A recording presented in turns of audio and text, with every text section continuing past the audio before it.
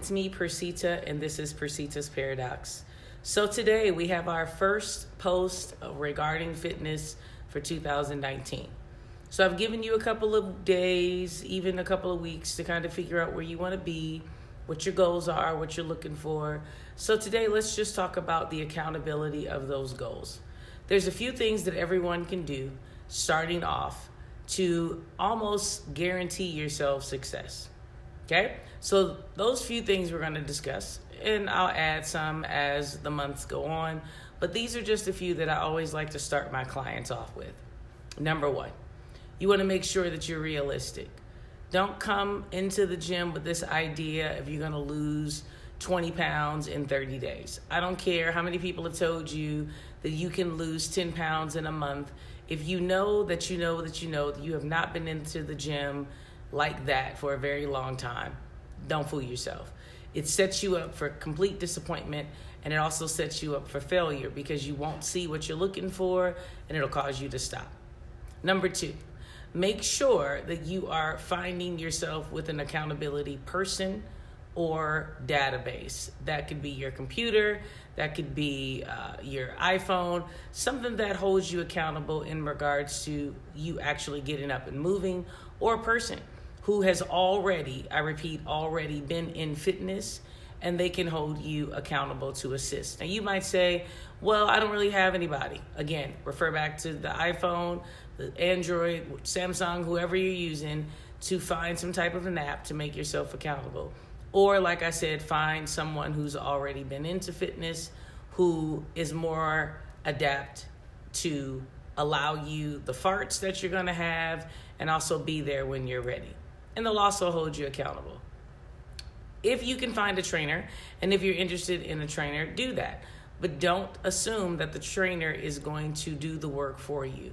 So I typically try to tell people to make sure that you have actually been accountable for 2 to 3 weeks on your own before you go and seek out personal professional help, because you will waste their time and your time during your transitional period. It takes 21 days to change anything, and if you can be consistent for at least 21 days on your own, then you're off to a good start.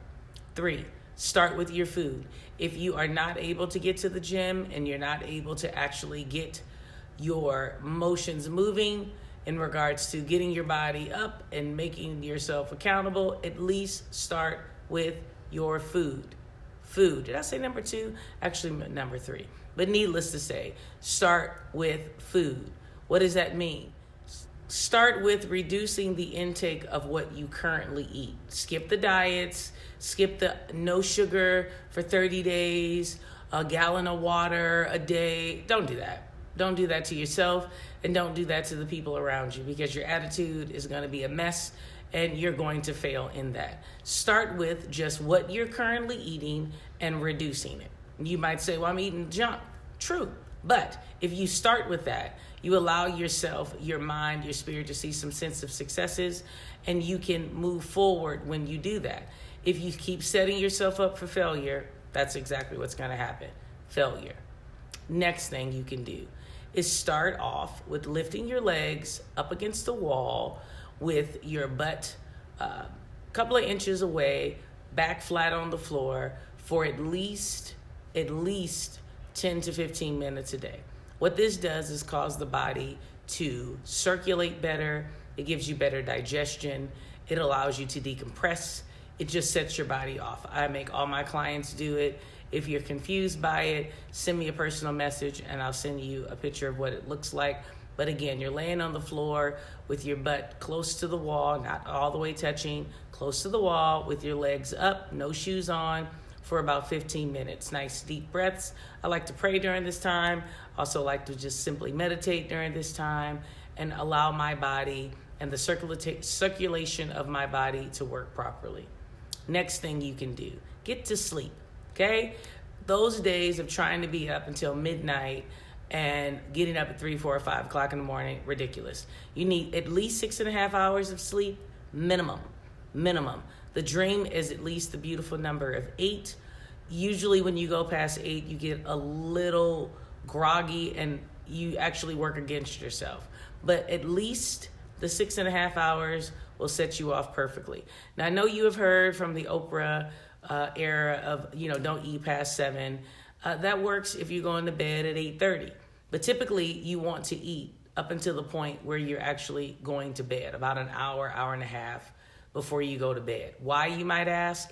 Because when you're in sleep is when you actually lose weight. So if you starve your body too long before, it's already in starvation when you go to sleep, and it absolutely has not enough fuel to burn. So it sustains it.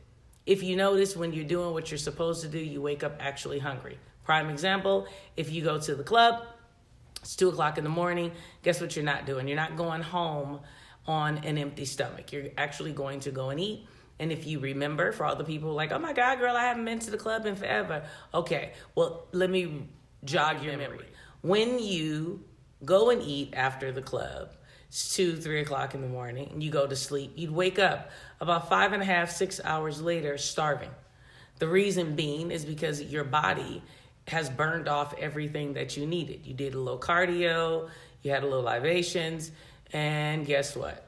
You ate again, and you went to sleep. So if you catch what I'm saying, starving yourself before bed does not allow your body to lose.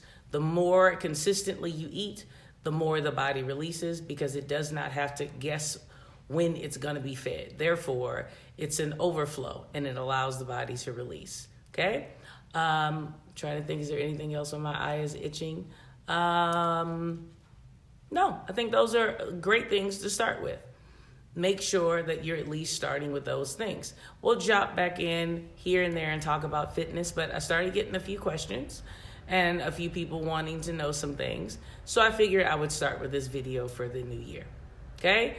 I hope you have a wonderful weekend. I greatly appreciate your time and effort and energy and listening to me and just really being a great bunch of people. You're amazing, and I so appreciate you. Know that I am always here if you need me, even on the fitness tip. Just don't ask too deep of a question, if you don't mind. Keep it simple, and I will definitely try to answer it for you. Otherwise, remember to like, share, subscribe, comment, do all those other great things, and make sure you hit the notification button so you know when the next video is coming out. Otherwise, I will see you happily next week. Remember to do 3 things. Live life authentic. Have a blessed day.